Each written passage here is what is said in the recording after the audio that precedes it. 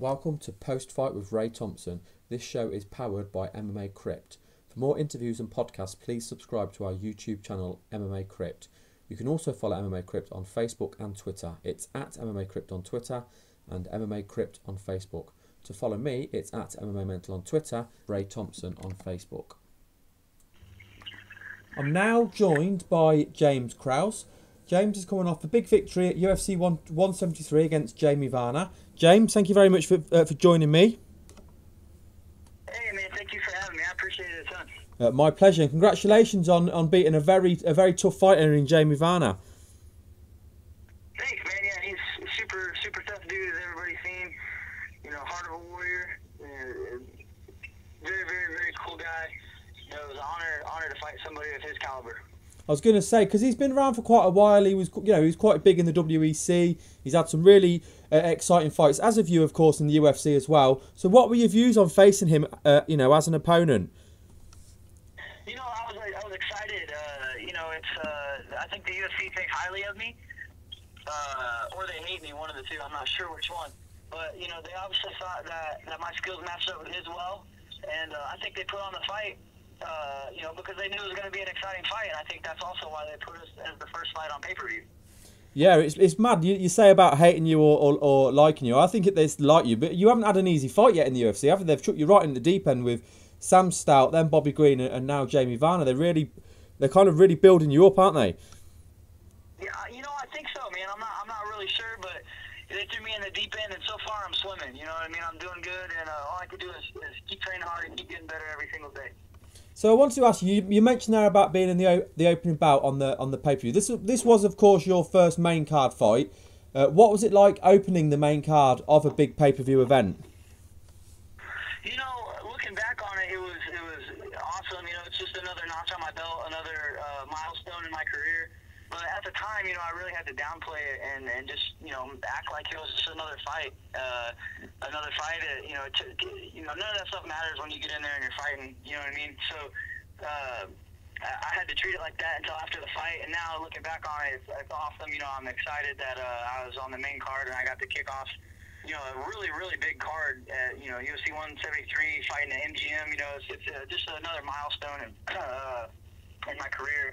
And I'm glad I got the opportunity to do that.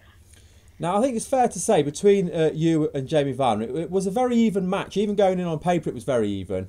And I think that we all know the big turning point, of course, was when Varner broke his ankle. When did you become aware of the injury? I became aware of the injury whenever I kicked his ankle and broke it.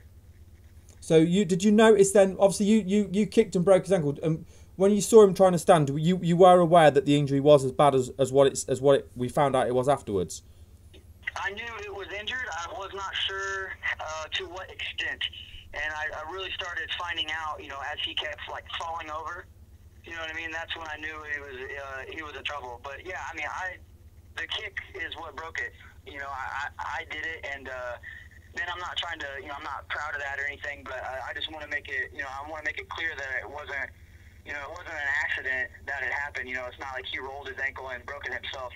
I did the damage, and it was caused from a strike that I did. Yeah, I completely get where you're coming from. Now, with the fact that he had broke his ankle, or that you had broke his ankle, sorry, and the fact that he was struggling to stand up, were you surprised that he continued to fight for as long as he did? Absolutely not, man. Jamie's as tough as they come. He's a veteran of the sport. He's as good as he is. He's as high caliber as he is because of stuff like that. Very tough guy. And I'm not surprised a little.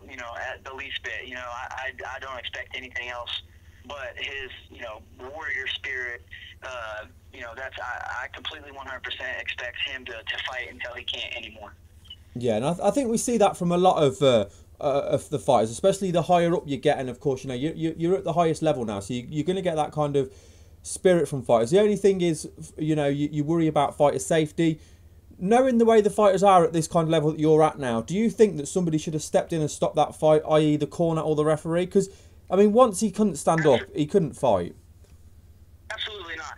As fighters, Jamie had that decision. He could have made that decision far before the time he did. He made the decision. His corner stopped him and his corner stopped it.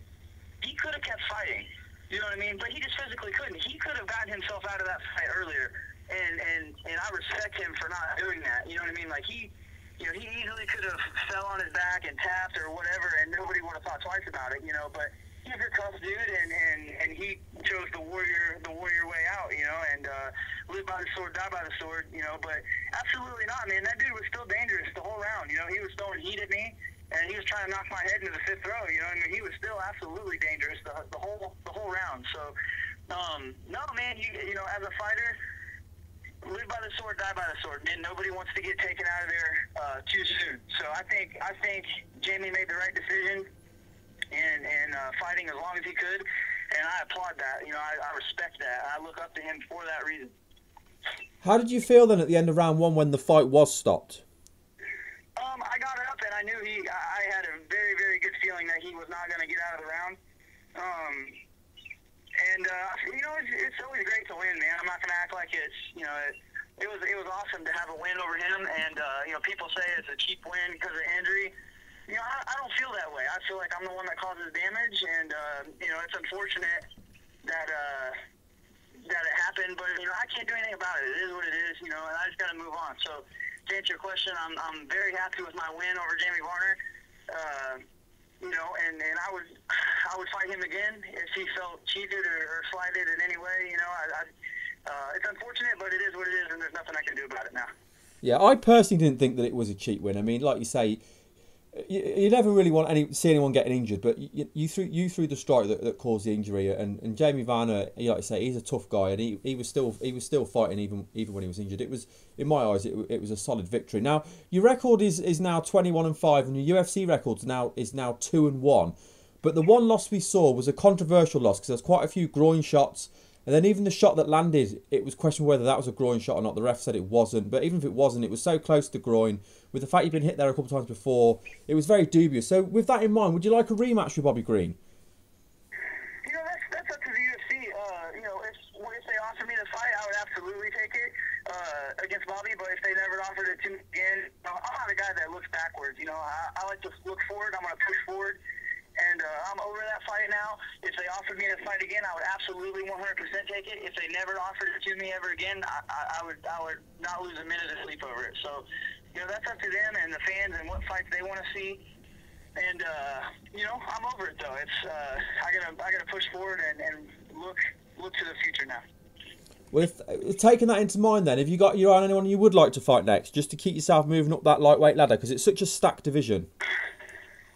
You know, I don't think there's anybody necessarily that I'd like to fight. I've heard some rumors of potential matchups, but you know, I just want to keep getting better, man. I want to keep getting better, and I want to keep winning, of course, and challenging myself. You know, I think that's important at this level, is to keep, you know, fighting good guys. So whoever Joe Silva thinks that matchup is for me, that's who I want to fight next. You say there about hearing some rumours. Are you able to elaborate on them, or is that not something you can discuss? The rumors, yeah. You know, I've heard. I'll just throw out a couple of names that I've heard, and this has not been from the UFC or anything like that. This has just been, you know, online, you know, forums and stuff. I've heard just a couple of names: Joe Lauzon. I've heard Tony Ferguson. I've heard Michael Chiesa.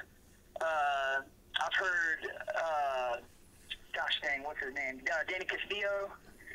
I've heard just a few of those names, you know what I mean, being thrown around. Like I said, I don't know how much weight that holds, but you know, all those guys are very, very tough opponents, and you know, any of those guys would be good fights. Yeah, they would be, and they're all highly ranked, aren't they, in the UFC lightweight division as well? I think they're all coming off wins as well. I think, going on memory. Well, James, I really appreciate. You know, I would assume I would get a top 20 opponent next. Yeah. I know they normally like to match up winners with winners, so you'd look to get someone coming off of a win like you. I know, obviously, on the same event, Ferguson and Chiesa both had wins, didn't they? Well, I really appreciate you giving me your time today, James.